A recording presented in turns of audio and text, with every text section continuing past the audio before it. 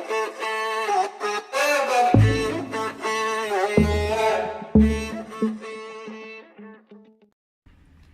guys! Welcome back to my channel.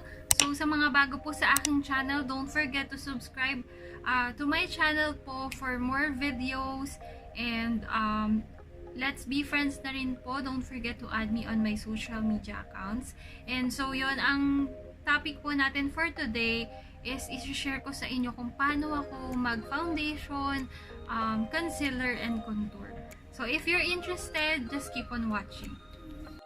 Okay, so ang first kong ginagawa is nag-i-spray ako nitong Aloe Soothing Facial Spray. Sa kay galing. Binabili ko siya sa Miniso. Hindi, sweater. Oo nga, Walter. Walter. May Miniso kasi sa Walter. So, yan. Yan siya. Nilalagay ko siya sa ref para masarap siyang i-apply sa face. And mabango din siya. So, yan una. Mag-spray lang ako.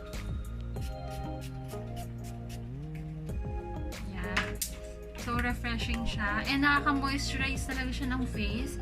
And then, papatuyuin ko lang saglit.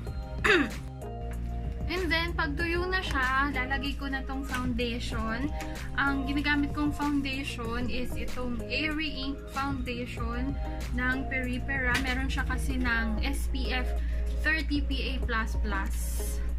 So, yan. Mauubos ko na yung bottle na to. Yan.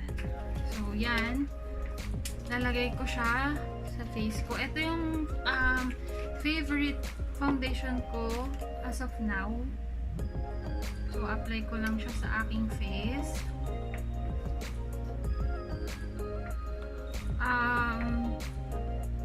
Before, gumagamit ako dito ng sponge. Pero,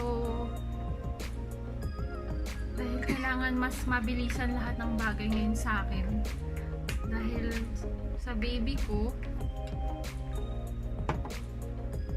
nagbabrush na lang ako para mas mabilis siyang ma-blend.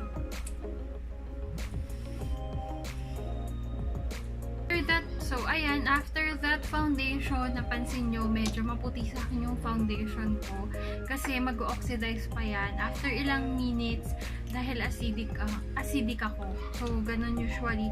Kapag acidic kayo, huwag kayong bibili ng saktong-sakto sa kulay nyo. Kasi, ang tendency nun, mangingitim yung foundation. Mas maitim yung mukha nyo kaysa sa katawan nyo.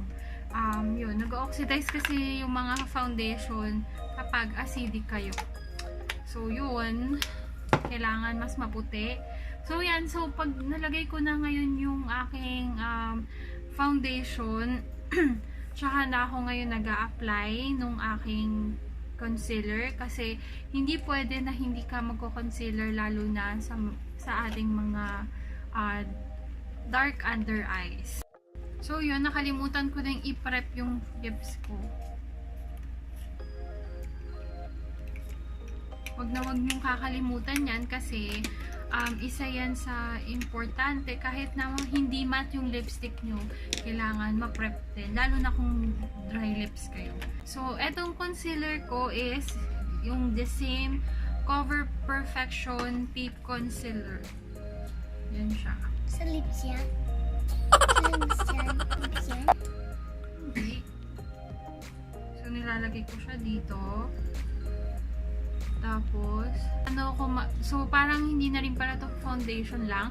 Paano ako mag-foundation and mag-concealer. So, yan. Usually, dyan ko nilalagay. Tapos, dito sa nose ko. Yan. Nilalagay din ako dito sa baba. Then, dito din sa taas ng a mask. Oo.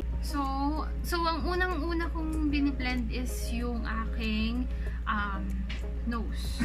Ginagamit ko lang lagi is yung fingers ko sa pag-blend. So, mas okay sa akin kasi pang-blend yung fingers kapag concealer. So, biblend ko lang siya.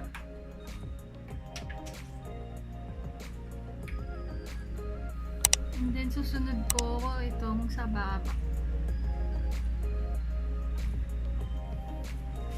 And then here.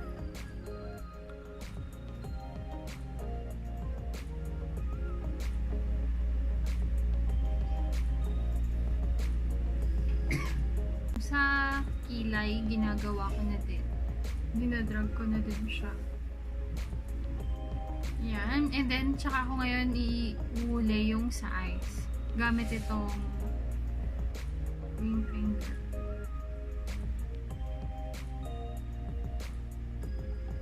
Kung ano yung sobra, yun na rin yung pinang pa-prime ko sa eyes ko.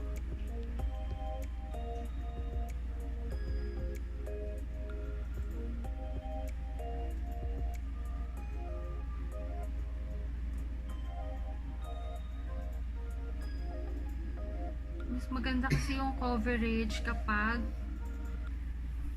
yung ano ang gamit, daliri na lang para sa akin. Tingnan nyo. Diba? Laki ng difference dito. Diba? Nakita nyo, malaki yung difference dito sa kabilang eyes na na-blend na. Unlike dito, ang itim ng eye bags ko. So, yan. Ito naman sa kabila.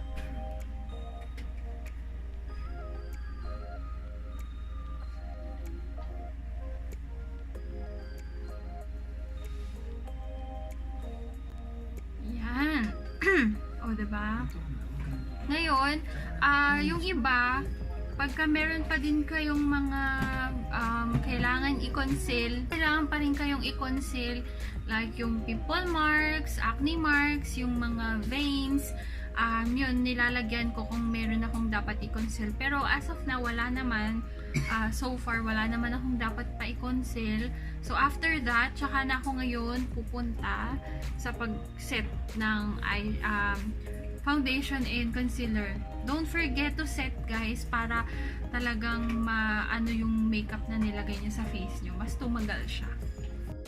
So, ang gagamitin kong pang set is itong Curline na Oil Control Face Powder.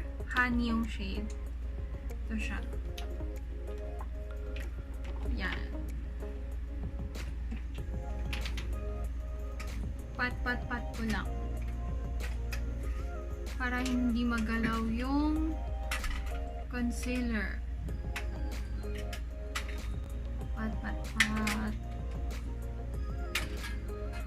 Okay, so kapag na-set ko na lahat ng ng concealer, yung foundation, ngayon, tsaka ako ngayon pumupunta sa pag-contour dahil alam nyo naman ang aking mukha is napaka-circle. Perfect circle siya, so kailangan natin ng contour. So ang gagamitin ko is itong Shawil Perfect Powder in 003.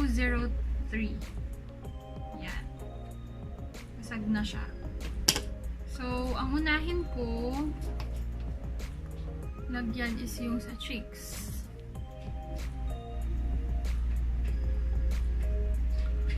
Sobrang ano lang nito eh.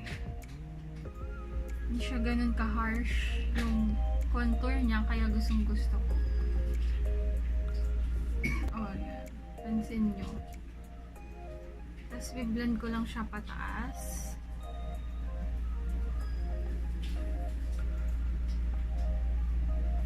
Kabila din. Tayo dito din maglalagay sa jaw.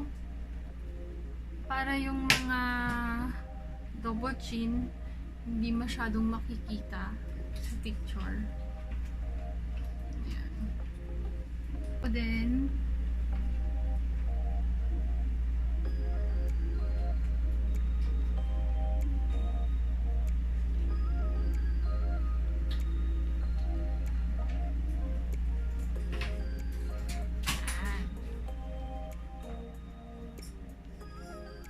tapos, syempre, wag nating kakalimutan yung eyes na, nose natin. So, yan.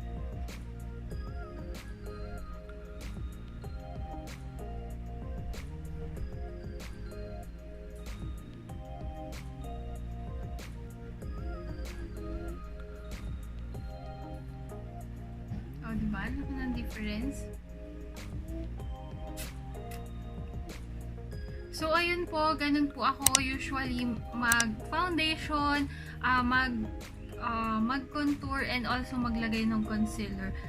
So if you have any questions po, just leave a comment down below, and if you have a suggestion video na din po, paki-comment na din po sa baba. And so yon, kita-kits po tayo sa aking next video.